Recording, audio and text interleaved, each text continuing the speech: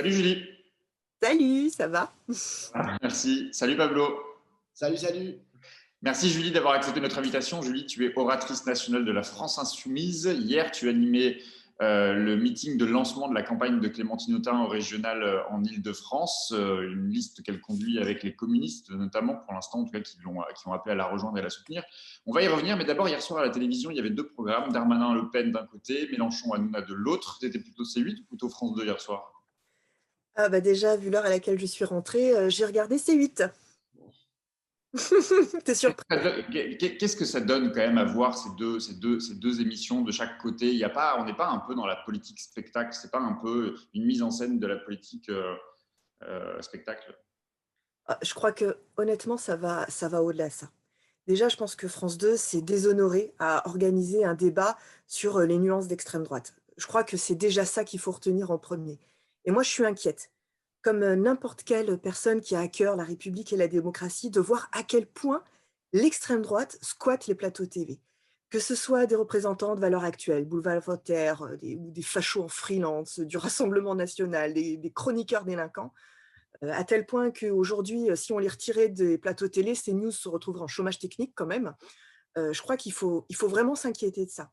Hmm. S'inquiéter du fait que des journalistes reprennent le vocabulaire de l'extrême droite et des journalistes qu'on pouvait penser sérieux en plus, et qui oublient en fait que derrière, il y a des actes anti-musulmans qui progressent considérablement, qu'il y a des attentats qui sont menés contre des musulmans, qu'aujourd'hui un facho a pris de la prison ferme pour s'être fait passer pour un islamiste. Il y a énormément d'oubli. Il y a le fait, mais qui a fourni les armes à Koulibaly? Qui a joué, d'où est issu cet émissaire de Lafarge qui est allé négocier avec Daesh? Enfin, aujourd'hui, il y a une espèce d'amnésie quand même sur ces sujets-là qui sont quand même cruciaux et je suis choquée qu'aucun compte ne soit demandé à ces personnes. Moi, je te le dis honnêtement, je suis en colère parce que qui demande des comptes à Valls quand il signe des contrats avec l'Arabie Saoudite? Personne. Qui demande des comptes à ceux qui vendent des armes là-bas? Personne. Qui aujourd'hui, je pense aussi à Pascal Bruckner qui a soutenu les djihadistes en Afghanistan. Qui lui demande des comptes à lui? Qui lui pose des questions? Hmm. Personne. Et je suis abasourdie qu'il y a à peine quelques années, on demandait aux gens de faire le barrage au Front National. Et aujourd'hui, qu'est-ce qu'on voit? On voit que sur la chaîne de service public, on organise un débat entre l'extrême droite et l'extrême droite. À quoi? Moi, je suis fâchée, je suis écœurée. Je suis écœurée aussi que nous, on nous demande des comptes sur la laïcité, alors que à la France Insoumise, on défend, on est les premiers demandeurs à ce que la laïcité soit appliquée en bloc, partout, sans exception. Mais Julie, est-ce que le sujet, il est légitime? Aujourd'hui, on voit bien quand même, on est en plein Covid, pleine crise sanitaire, pleine crise sociale, pleine crise économique, pleine crise écologique, plus d'1 million de pauvres aujourd'hui qui ont sombré dans la pauvreté, le chômage augmente, les étudiants sont en galère. Euh, est-ce qu'on nage pas en pleine déconnexion aussi? Ou est-ce que tu considères que le sujet est légitime et il faut le traiter? Je pense que le sujet, il est légitime puisque de toute façon, c'est un débat qui est à l'Assemblée, donc on ne va pas le nier, il existe. Mais il y en a d'autres qui existent. Et pourquoi ceux-là sont aujourd'hui balayés et on n'en parle pas? Moi, tu le sais, je suis aux côtés des raffineurs de Grand Puy depuis le début, même avant. Depuis le 4 janvier, ils sont en grève. À quel moment on a vu une caméra de BFM, de CNews, de LCI là-bas? Jamais. Ils viennent jamais. Pourquoi? Pourquoi est-ce que ce débat-là n'est pas important? Alors que justement, on parle de la crise économique, on parle de ces plans sociaux. On devrait parler de Sanofi, on devrait parler de Nokia, on devrait parler de toutes ces luttes sociales. Pourquoi est-ce qu'aujourd'hui, on n'en parle pas? C'est ça qui pose problème aujourd'hui, c'est que il y a des choix éditorialistes qui sont faits à dessein. Et quand on entend hier au débat que finalement, ils sont déjà là pour rejouer le second tour, et ben ça devrait préoccuper parce que derrière, on prend en otage la démocratie. C'est ça qui est en train de se jouer. Et je crois que, honnêtement, France 2 s'est pris une sévère claque hier parce que déjà sur les audiences, ils se sont fait bananer. Ça, c'est une première chose. Ils ont fait des meilleures audiences quand même. Ils ont fait des meilleures Pas audiences que les audience émissions que précédentes. Cyril Hanouna. Et Ils ont ils ont fait des meilleures audiences que les émissions précédentes, notamment celle avec le Premier ministre, mais ils ont fait un carton par rapport effectivement à l'émission d'Hanouna. Mais ce qu'il faut comprendre, c'est que derrière, on a un vrai problème, on a une prise d'otage, on a une sévère claque. Quand aujourd'hui, il y a un chroniqueur qui est capable d'aborder tous ces sujets, c'est-à-dire aussi bien le séparatisme, mais aussi la crise sanitaire, la crise écologique, la crise économique, alors que de l'autre côté, on a des journalistes qui sont pas capables de le faire, Ben moi, je Mmh. pense qu'il devrait vraiment prendre cette alerte au sérieux et ne pas faire semblant, ne pas jouer les autruches. Est-ce que pour toi, Julie, l'enjeu, c'est de savoir qui peut battre aujourd'hui Emmanuel Macron ou est-ce que c'est de savoir qui peut battre Marine Le Pen? Je te pose la question parce que j'imagine que pour la FI, pour Jean-Luc Mélenchon, on ne fait pas campagne de la même manière, on n'utilise pas les mêmes thèmes de campagne, les mêmes mots, les mêmes idées pour convaincre les classes populaires. Je crois qu'aujourd'hui, il faut aller convaincre partout et c'était le but, finalement aussi de Jean-Luc hier, c'est d'aller combattre partout où il y a des idées à apporter.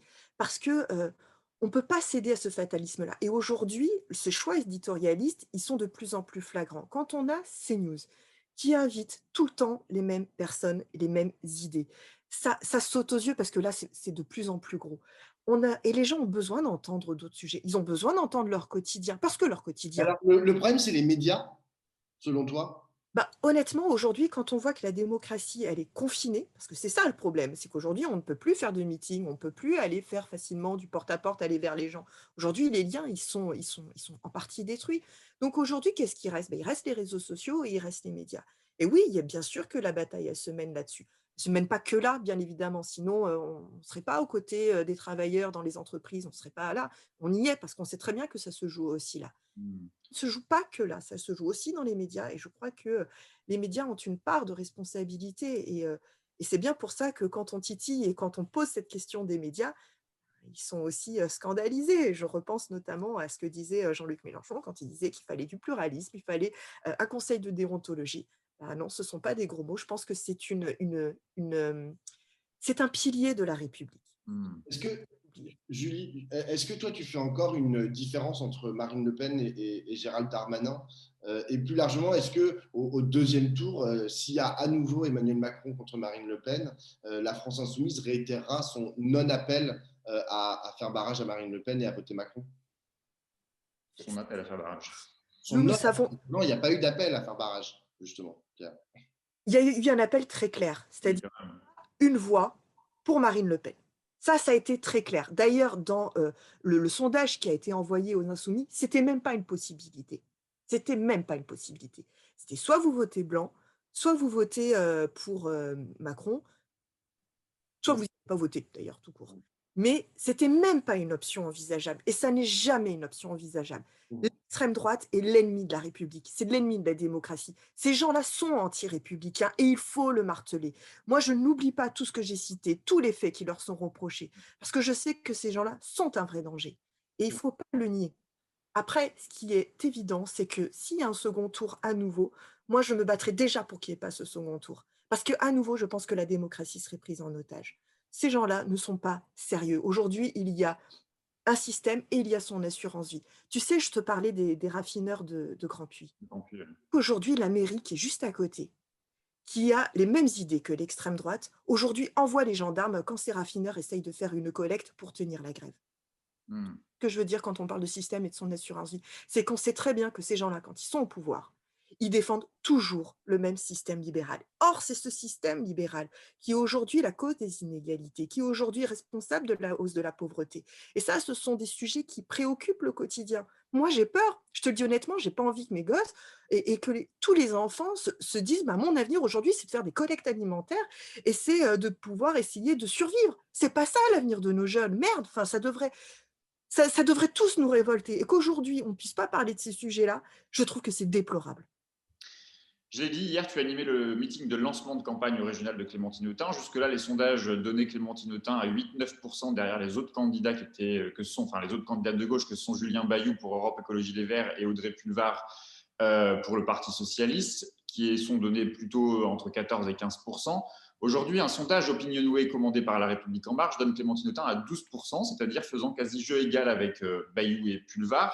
Si on fait le total des voix, et là je vais me faire engueuler par tous les gens qui nous suivent et je vais voir les commentaires, si on fait le total des voix de gauche, on est à 38% contre 26% pour Valérie Pécresse et 16% pour le candidat LREM. Quand même 12% aussi pour le Rassemblement national. Mais pour toi, c'est un mauvais calcul de raisonner comme ça, c'est absurde de raisonner de cette manière, il ne peut pas y avoir une dynamique de gauche au premier tour. En tout cas, nous, on appelle à ce qu'il y ait, véritablement, une définition de ce contre quoi on se bat. Aujourd'hui, la région, elle est dominée par un séparatisme territorial et ça, c'est une évidence. Et je crois qu'il faut d'abord faire ce constat-là avant de se lancer, dans, des piques entre les uns et les autres. Parce que, la région Île-de-France, elle est à l'image finalement de ce système qu'on combat. C'est-à-dire que c'est la région la plus riche et en même temps la plus inégalitaire. Mm. Donc il faut d'abord faire ce constat-là. C'est, la région de Auteuil, Neuilly, Versailles. Clairement et ça dans tous les aspects en fait, on le revoit. Est-ce que tu sais qu'un habitant du 92, donc un habitant des Hauts-de-Seine, est exactement 2 fois plus subventionné qu'un habitant, du Val-de-Marne? Aujourd'hui. Pourquoi? Pour quelle raison? Est-ce que tu sais qu'un habitant aujourd'hui des Yvelines est 3 fois plus subventionné, qu'un habitant de l'Essonne? Pourquoi? Ben c'est ça aujourd'hui, c'est ça qui est en train d'accompagner, c'est ça ce qu'est en train de faire Valérie Pécresse, c'est elle est en train d'organiser un séparatisme territorial. Quand elle défend le Charles de Gaulle d'Express et qu'elle laisse, pourrir les transports du quotidien, ce sont des choix qui sont faits. Quand elle défend le ghetto des riches et qu'aujourd'hui elle permet à des villes de pas respecter la loi tout simplement et qu'en plus elle continue à les aider financièrement, et ben ça c'est pas normal. Nous on combattra ça. Et ça tu penses que Julien Bayou et Audrey Pulvar, ils ont pas aussi cette ambition de combattre sur les points que tu viens de dire le programme de Valérie Pécresse? Je ne dis pas ça. Je dis juste que d'abord, il faut savoir quel est notre principal adversaire. Et je crois que notre principal adversaire, il est là. Après, je sais très bien que, chez Europe Écologie Les Verts et chez Audrey Pulvar, ils ont des débats en interne. Les choses ne sont pas si claires entre eux. Ils ont, effectivement, à un moment, il va falloir se positionner sur est-ce qu'on est, pour accompagner le capitalisme ou est-ce qu'on est pour le combattre et proposer un autre système? Est-ce qu'on est pour proposer un choc de solidarité? Moi, je suis Que pas. vraiment, ces questions-là se jouent à l'échelle régionale, Julie.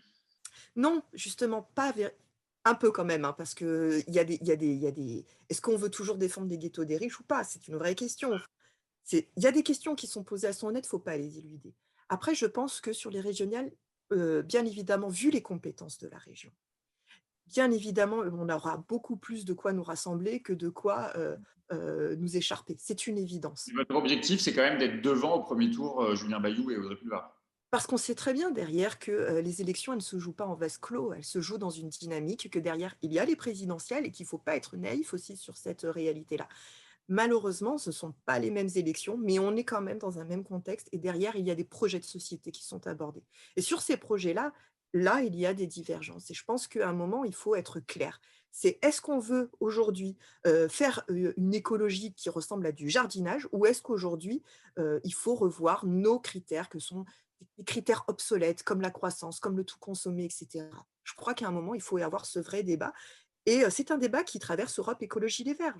La ligne de Yannick Jadot n'est pas la même que la ligne d'Éric Piolle. Donc ce sont des débats qui aujourd'hui, font partie de ces partis. Nous, de notre côté, nous sommes très clairs. Nous savons très bien vers quoi nous allons. Nous avons déjà même un programme que nous commençons à esquisser dans les carnets de revues et cetera. Donc on est clair sur ce programme-là parce que nous avons un programme. Je pense Est-ce que que, c'est pas le cas de tout le monde. est-ce que tu penses que ça va pas être difficile de faire campagne? Normalement, les élections sont en juin prochain. Est-ce que ça va pas être difficile de faire campagne dans le contexte de la pandémie, c'est-à-dire sans pouvoir faire de meeting, sans pouvoir faire de réunions publiques, sans pouvoir faire de porte-à-porte? Est-ce que c'est pas un obstacle, ça, pour les candidats challengers comme Clémentine Autain ou même comme Julien Bayou, d'ailleurs?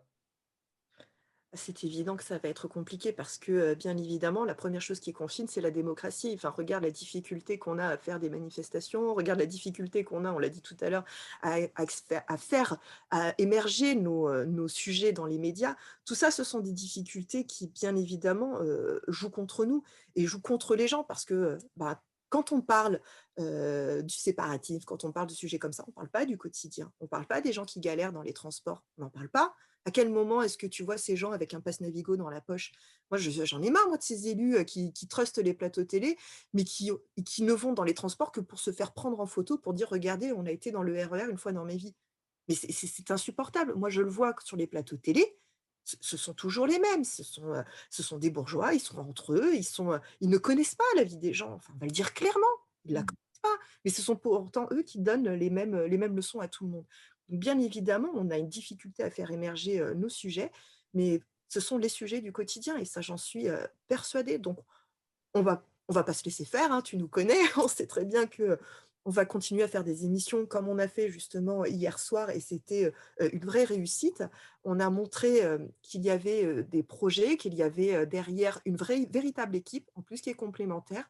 On a fait ça avec, des personnalités de la société civile. Je pense, à Christophe Prudhomme, je pense à Ariane Ascaride, je pense aussi, à Laurence Decoq, mais on a fait ça aussi avec les communistes et avec les insoumis et je crois que ça montrait une belle dynamique, ça montrait une belle équipe qui est complémentaire. J'ai une dernière question, Julie. Dans le même temps, hier soir, Génération a organisé un grand débat aussi avec plusieurs personnalités. Le débat a été beaucoup critiqué sur les réseaux sociaux pour l'absence de personnes racisées, c'est-à-dire qu'une classe politique principalement trustée par des hommes, parfois des femmes, mais surtout des blancs, comme on dit. Est-ce que c'est une problématique quand même, ou en tout cas un sujet qui va être porté par votre liste? Est-ce que vous allez mettre en avant des personnalités issues des quartiers populaires, qui sont des personnes racisées? Est-ce que c'est important pour vous en tout cas, de donner un ton à ce débat à travers justement des candidatures qui seront incarnées dans cette campagne? Oui, oui, oui, je crois que justement l'équipe, hier qui a été montrée, elle montre justement cette diversité-là. On a eu, tout un passage sur les quartiers populaires. On a eu aussi, des témoignages d'étudiantes, des témoignages de militantes, qui étaient là, qui étaient racisées. Même moi, je suis issue de l'immigration, j'ai pas honte de le dire. Moi, j'ai grandi en ZEP, j'ai aucun problème avec ça, au contraire, j'en suis même fière et je crois que, on a tout intérêt justement à construire la diversité parce que la diversité, c'est une chance. C'est une chance et je ne supporte pas les gens qui, nous diraient et nous disent à chaque fois, tous les jours sur les plateaux qu'il faudrait regarder de travers une partie de nos concitoyens et concitoyennes. Non, c'est pas vrai. Je crois qu'on a beaucoup à apprendre les uns des autres. En tout cas, moi, j'ai toujours, une véritable tendresse pour, quand je parle d'Evry, quand je d'ailleurs, j'y retourne demain pour, organiser une collecte pour les étudiants et pour, toutes les femmes, qui sont en difficulté. Bah, voilà, je pense que, on a besoin de ça parce que c'est une richesse. Faut arrêter de croire que dans ces ghettos, comme ils nous appellent, ben, il n'y aurait que de la misère, il n'y aurait que à regarder avec une certaine, condescendance. Non, il y a énormément de talent, il y a énormément d'énergie, il y a énormément de possibilités. Et, et je crois qu'aujourd'hui, on a tout intérêt à démontrer qu'on a des personnes, on a des personnalités qui sont tout aussi capables que les autres, bah, de pouvoir justement être au gouvernement, être dans les instances politiques, être au conseil régional, mais aussi ailleurs, et être dans les débats, être sur les plateaux. On va arrêter de regarder ça de manière un petit peu vieille et presque, j'allais dire, tu vois, colonialiste. C'est-à-dire que non, on a besoin de tout le monde, mais vraiment tout le monde. Et on est capable de s'exprimer sur tous les sujets. Et je crois qu'on gagnerait justement de hauteur dans les débats si on avait plus des personnes comme nous sur les plateaux. Merci beaucoup, Julie. Merci Julie.